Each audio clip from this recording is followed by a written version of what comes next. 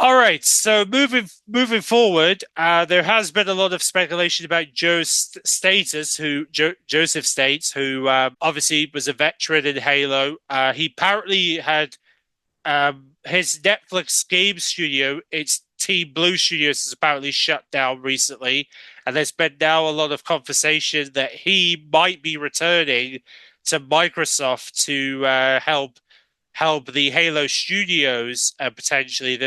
Even though there's been no evidence about his possible return as of right now, there hasn't been any evidence. But because of the Netflix studios shutting down, there's a lot of questions about whether or not Joe potentially returned to Halo to sort of re-energize the Halo franchise now that they're using a new engine. They're going to hopefully make Halo much better than it's ever been.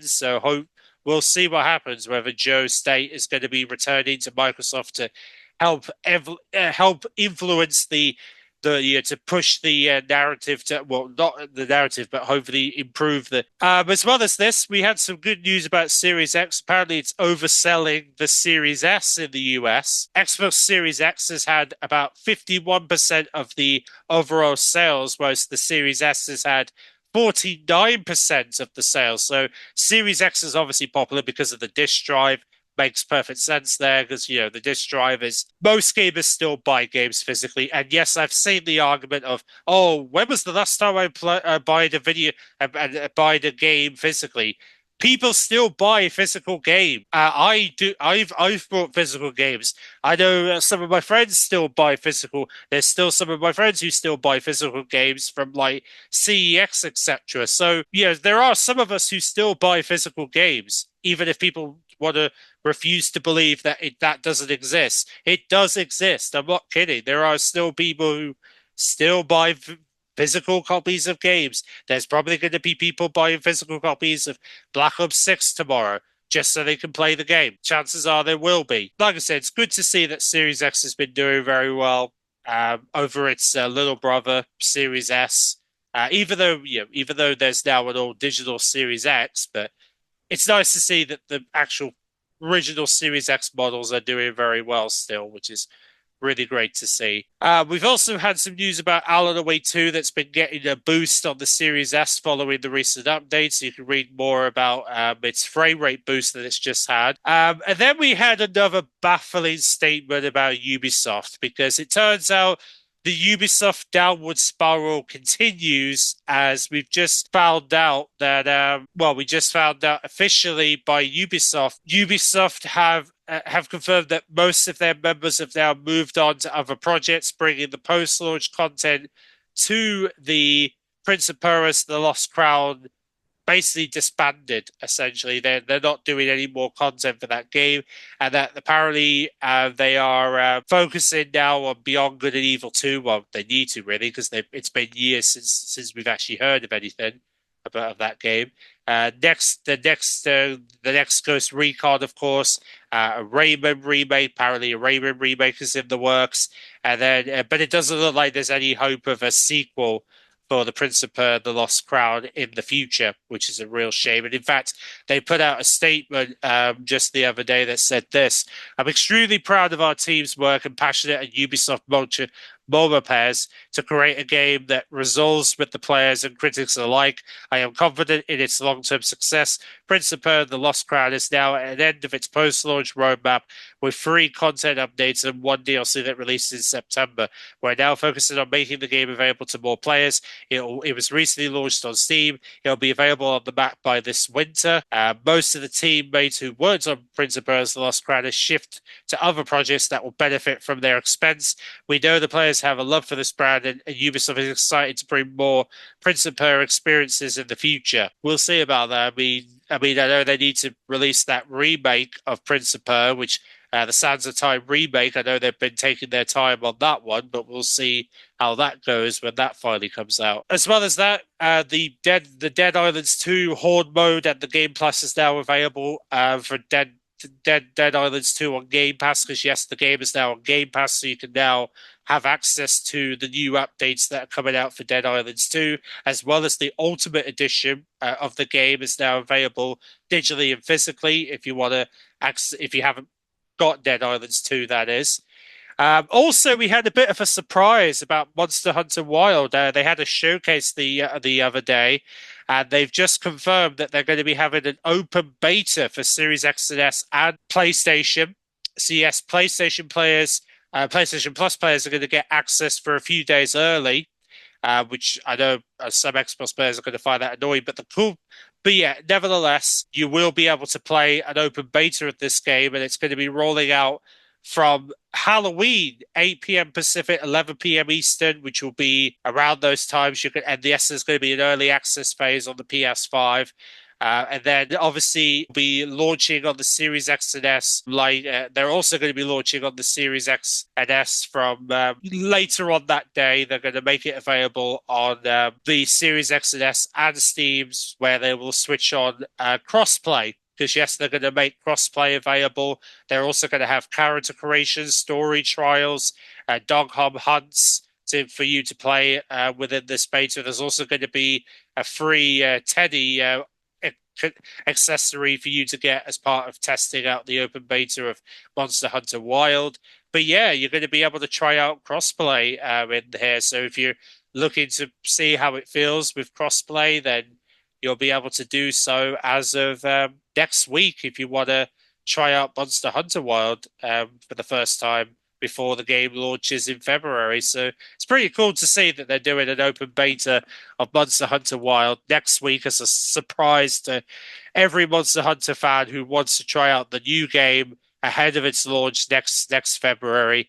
You can try it out next week for Halloween, which is going to be nice. And there's also a link in the description to some more games that have been announced that will be coming to Xbox from East, South, and Southeast Asia titles that are going to be coming to Xbox if you want to see some of the games that they're bringing to the Xbox brand, which is going to be very, there's a lot of unusual titles coming. The State of Decay 2's just had its last update. Legacy awaits. Obviously, they're preparing for State of Decay 3, which we all know that's going to be the next project, and it looks like it's probably due to release probably next year. I wouldn't be surprised if it is, because it is bound to release within the next year anyway. So yeah, it makes sense that State of Decay 2 would wrap up so that State of Decay 3 can start being ready to roll out hopefully in 2025.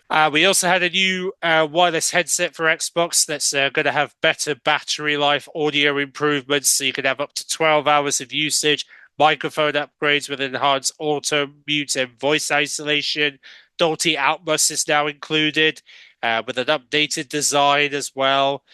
Even though it will cost you a bit, it's going to cost you about £110, $110 if you want to. Even though in the UK it will, well, that's in the US, but in the UK it's going to be £100, which if you want the 2024 version of the headset, which is, it's a bit of a pain price-wise, but I'd like to be hopeful there will be some discounts for this model soon. At some point, hopefully there will be. But yeah, so that's some pretty cool things coming on about that. And then we also heard some news about Altenfall, which we'll be getting they gave us a little preview of what we can expect from the game in early 2025, which, by the way, the game is targeted a March 2025 release across all platforms.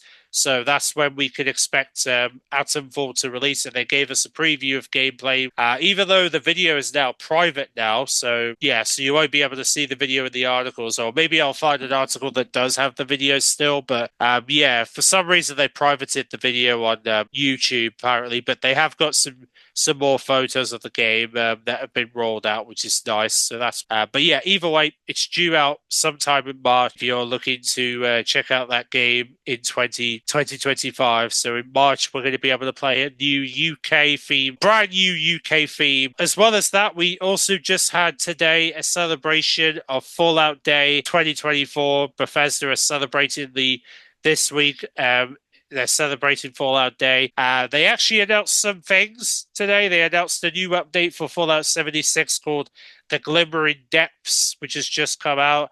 They're also going to be introducing 4-star legendary gear. Player titles are now going to be a thing. Camp pets are now coming into Fallout 76. You're going to be able to play as Goal as well with the Pacific cars. And there's also going to be a free-to-play event.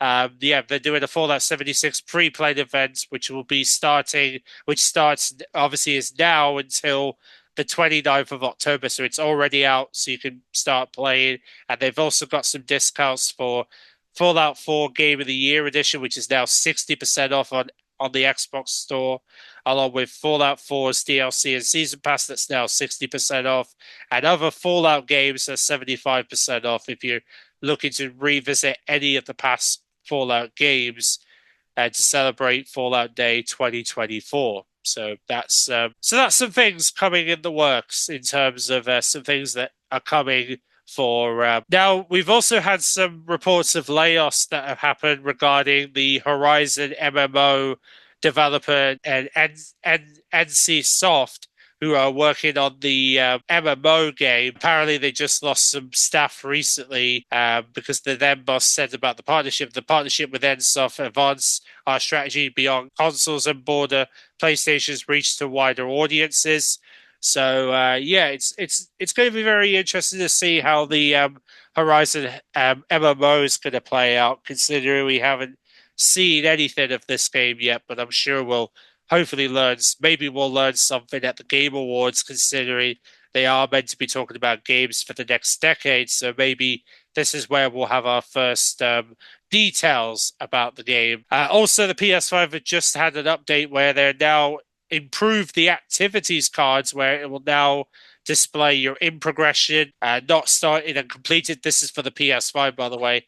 So yes, the PS5 update now has this ability now with the activity cards, where it shows you in regards to the progress of your activities, and activity cards that are not started and activity cards that you have completed, whether you started or completed the activity.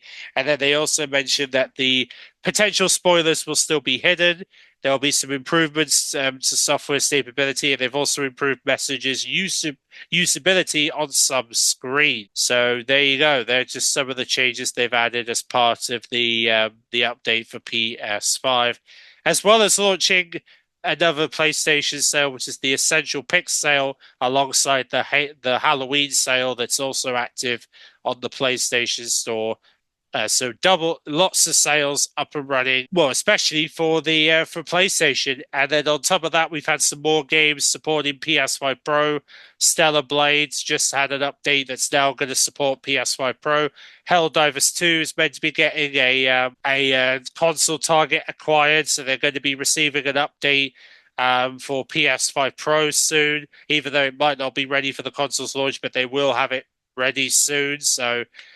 They have got plans to do a PS5 Pro update for Helldivers 2. And we've also going to be having some PS5 Pro updates for The Last of Us Part 2, that update's now a remaster that's now gone live. So that'll be really good. And also we just found out that Liza P is now starting to receive some improvements on the PS5 Pro, so that means that game is now going to be supporting PS5 Pro. And then we've also heard that apparently the PlayStation Bungie is still going ahead with their initial live service team, even though there's been a lot of hits and misses between Sony and Bungie as of late. But it turns out they are still working on a live service team still, despite the crash and burn that Destiny has had over the last few months. It seems like the team is still active, which is... And then on top of that, we also had some good news, especially for anybody who's wanting to get the Assassin's Creed Shadows Collector's Edition.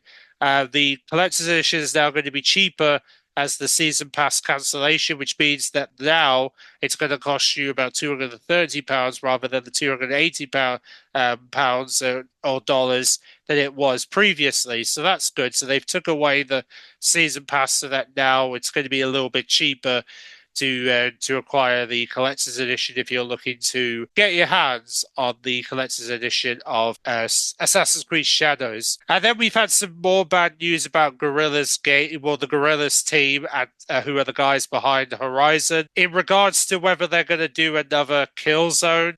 They've turned around and said that they're done with it as a team. So it looks as though there won't be another Killzone ever again, as Guerrilla Games have apparently moved on Killzone, which means that we won't be seeing another Killzone ever again, which is really really unfortunate for anybody who was hoping for another Killzone to happen. Looks like we're not going to get one at all from Guerrilla Games particularly. So yeah, very unfortunate that we're not going to be seeing any more. Now, the Tower of Agaska, which is the game we saw at the PlayStation showcase, the so-called PlayStation showcase last year, but then we also saw it in the State of Play not too long ago. They finally set the date for this open world building game. It's going to be arriving in early access from the 19th of November. You can start pre-ordering for about £36 or $30, where you're going to be able to have access to a lot of things, such as 3 types of unique ecosystem to restore grows, 3 types of towns to construct, 40 plus creatures to unlock, 120 plants to grow and harvest, 150 decoration recipes, exploration across the open world land, ruins and replicas to discover, unlocking ancient knowledge, and a variety of activities such as fishing will be the content available at launch when the game is on early access on PlayStation beginning the 19th of November. So yeah, you're going to be able to start playing then. And on top of that, we just also found out that the PS5 has now officially launched its version of Minecraft, which means Minecraft on PS5 has now officially launched. And if you have the PS4 version, you can upgrade for free. If you play the game on PS4 and you have a PS5,